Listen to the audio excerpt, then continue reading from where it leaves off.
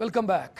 ಇವತ್ತು ಬೆಳ್ಳಂಬೆಳಗ್ಗೆ ಹಾಸನ ಜಿಲ್ಲೆಯ ಶಾಂತಿಗ್ರಾಮ ಸಮೀಪ ಬಸ್ ಅಪಘಾತವೊಂದು ಸಂಭವಿಸಿತ್ತು. ಬಸ್ ಒಂದು ಸುಟ್ಟು ಭಸ್ಮವಾಗಿದೆ. 36 ಪ್ರಯಾಣಿಕರಿದ್ದರು ಆ ಬಸ್ಸಲ್ಲಿ. ಆದರೆ ಬಸ್ ಚಾಲಕನ ಸಮಯ ಪ್ರಜ್ಞೆಯಿಂದ 36 ಮಂದಿ ಪ್ರಯಾಣಿಕರು ಕೂಡ ಬದುಕುಳಿದಿದ್ದರು. ಆ ಬಸ್ ಚಾಲಕನನ್ನ ಸುವರ್ಣ ನ್ಯೂಸ್ ಮಾತನಾಡಿಸಿದೆ. ಏನಾಯಿತು ಅನ್ನೋದನ್ನ ಚಾಲಕ ವಿವರಿಸಿದ್ದಾರೆ. ಟೈರ್ ಬ್ಲಾಸ್ಟ್ ಆಯಿತು, ಆ ಸಂದರ್ಭದಲ್ಲಿ ಕಿಡಿ ಹೊತ್ತುಕೊಳ್ತು, ಅದು ಇಡೀ ಬಸ್ಸಿಗೆ ವ್ಯಾಪಿಸ್ತು ಅಂತ, ಮತ್ತು ಪ್ರಯಾಣಿಕರನ್ನ ಅವರ ಜೀವ ಉಳಿಸಿದ್ದು ಖುಷಿ ಕೊಟ್ಟಿದೆ ನನಗೆ ಅಂತ ಚಾಲಕ ಮಾತನಾಡಿದ್ದಾರೆ.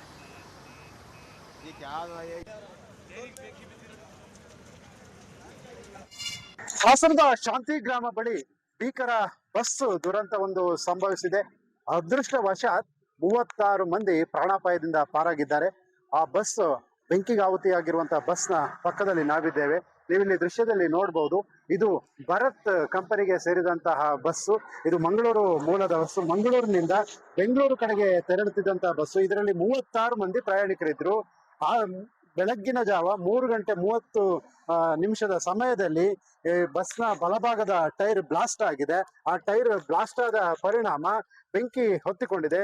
ತಕ್ಷಣವೇ ಜಾಗರೂಕರಾದಂತಹ ಸಮಯ ಪ್ರಜ್ಞೆಯನ್ನ ಮೆರೆದಿರುವಂತಹ ಬಸ್ ಚಾಲಕ ಜಲೀಲ್ 36 ಜನರನ್ನು ಸಹ, ಬಸ್ನ ಒಳಭಾಗದಲ್ಲಿದ್ದಂತಹ 36 ಜನರನ್ನು ಸಹ ತಕ್ಷಣವೇ ಒಳಭಾಗದಿಂದ ಹೊರಭಾಗಕ್ಕೆ, ಅಂದ್ರೆ ಎಲ್ಲರನ್ನು ಸಹ ಆ ನಿದ್ದೆಯ ಮಂಪರ್ನಲ್ಲಿದ್ರು, ಅವರನ್ನು ಎಲ್ಲರನ್ನು ಸಹ ಆಚೆ ಕರೆದುಕೊಂಡು ಬಂದು 36 ಮಂದಿಯ ಪ್ರಾಣವನ್ನ ಉಳಿಸಿದ್ದಾರೆ. ಆ ಚಾಲಕ ನಮ್ ಜೊತೆ ಇದ್ದಾರೆ. ಅವರ ಸಮಯ ಪ್ರಜ್ಞೆಯಿಂದ ಈ 36 ಜನರ ಜೀವ ಉಳಿದಿದೆ. ಆ ಚಾಲಕ ನಮ್ ಜೊತೆ ಇದ್ದಾರೆ, ಅವ್ರನ್ನ ಮಾತಾಡಿಸ್ತೇನೆ.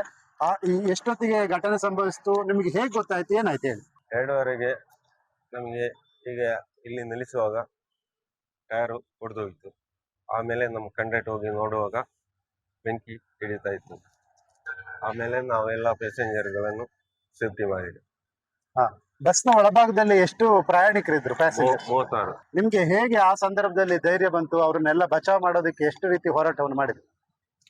ನಾವು ಇದ್ದ ಹೋರಾಟವನ್ನು ಎಲ್ಲ ಮಾಡಿದ್ದೇವೆ. ಎಲ್ಲರನ್ನು ಕರೆದು ನಮ್ಮ ಕಂಡಕ್ಟರ್ ಅವರು ಎಲ್ಲ ಟ್ರೀಟ್ ಮಾಡಿದ್ದಾರೆ. ಬೇಕಾದ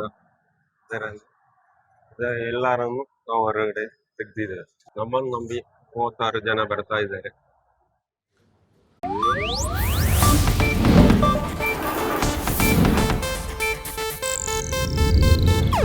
ಇದು ಏಷ್ಯಾನೆಟ್ ನ್ಯೂಸ್ ನೆಟ್ವರ್ಕ್ ಪ್ರಸ್ತುತಿ.